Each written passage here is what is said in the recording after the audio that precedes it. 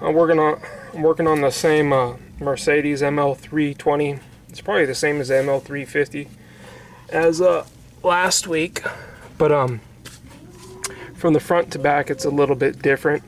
So I figure I'd show the rear also. I think almost everyone knows how to change brakes. There's millions of brake changing videos out there, but there's different procedures, and for each individual car there's different tools needed.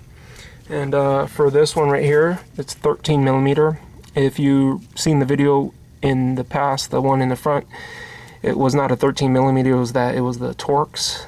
I forgot what size Torx, 20P, 25 or something like that. So you got that one and that one right there, and those are 13 millimeter. And then I guess I'll just take it apart real quick. So first I'm going to do is pop the little cap off right here, the nipple, and already loosen those a little bit.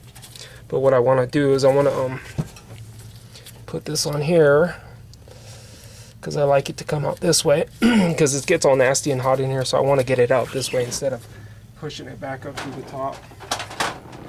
And then once again, it's a 10 millimeter. So crack that open.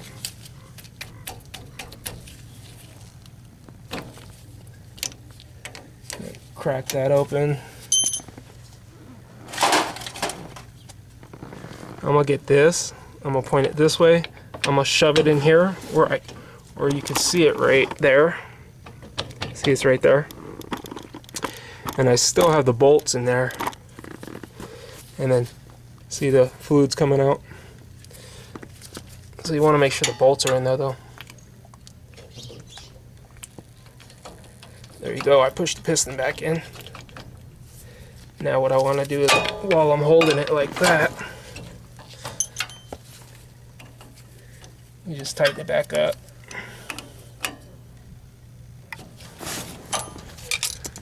Get a rag, pull this off. Now we'll finish doing the bolts.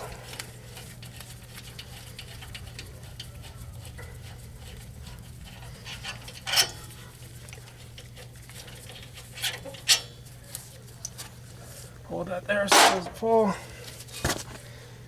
Get this thing right here. This just pop out.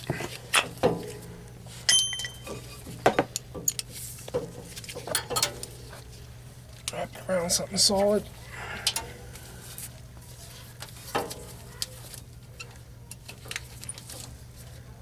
Hang it out of the way. Make sure it's going to be stable. On the last time, on the front, this also stays in. You just got to push these out, but you notice when I push this in right here, it kind of bent these tabs out. So this just comes out like this. Just goes in there. And this part right here goes on the inside, not on the outside right here. It pushes up like this. Now one thing I want to say though, on the other side, on the inbound pad, this is the inbound pad on the other side, you cannot interchange them. This one, it looks exactly the same except for one fact. It has a little hole right here on the other side, and that little hole is for a sensor. And this is what the sensor looks like right here, and the sensor goes into here in the little hole. At first I was putting this one on the other side and I realized it didn't have the hole, so I had to take it off and put the correct one. This one only goes on the passenger side. The one with the hole goes on the driver's side. This is the one that came with the brakes. It didn't fit, it wasn't long enough, so I just used the original one. Original one was still in good shape. It's real easy. You just unplug it, pull it, and you push it back in to the old one. And another thing is, so this is not interchangeable with the driver's side, and neither is the outboard side.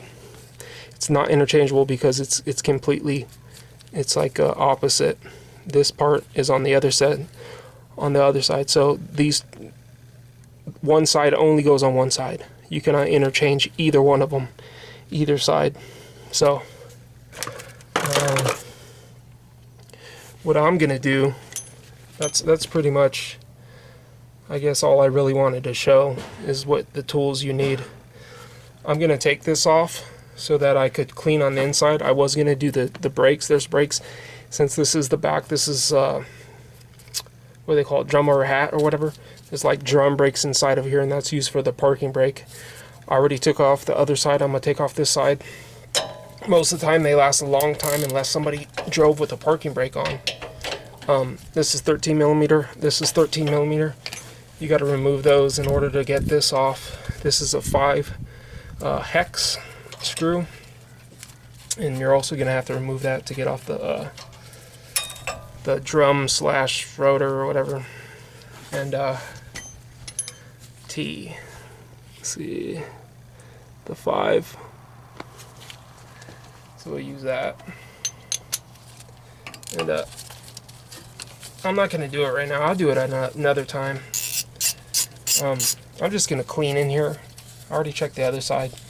Like I said, these things last a long time because they're not used as like the front and the rear stopping brakes. They're just used for the drum. Just wiggle this back and forth. Make sure the parking brake is off. And get that out of the way. And what you're going to notice right here, actually let me get the new ones just to show you the difference.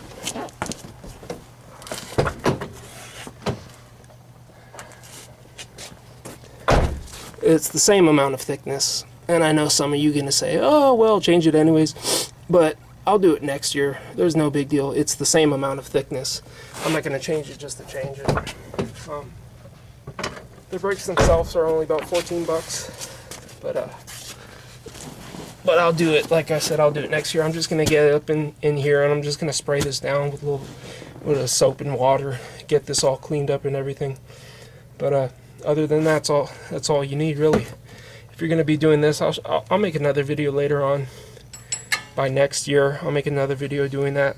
But all you need, really, is the hex 5 millimeter,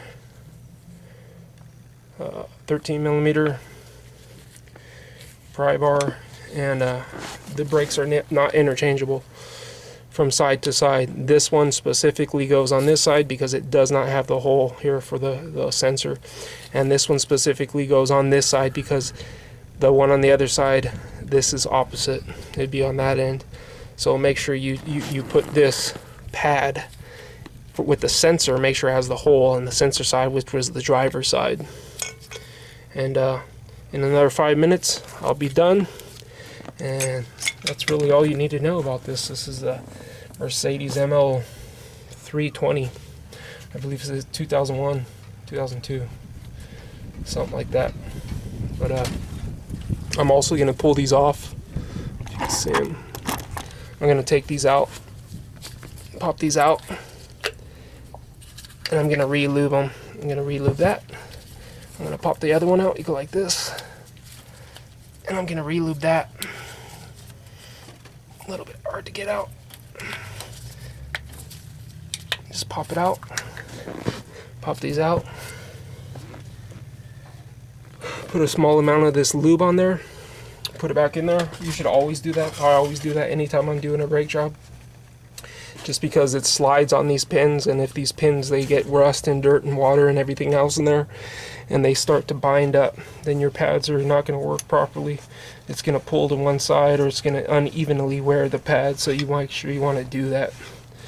So anyways, thanks for watching. Comment, rate, subscribe.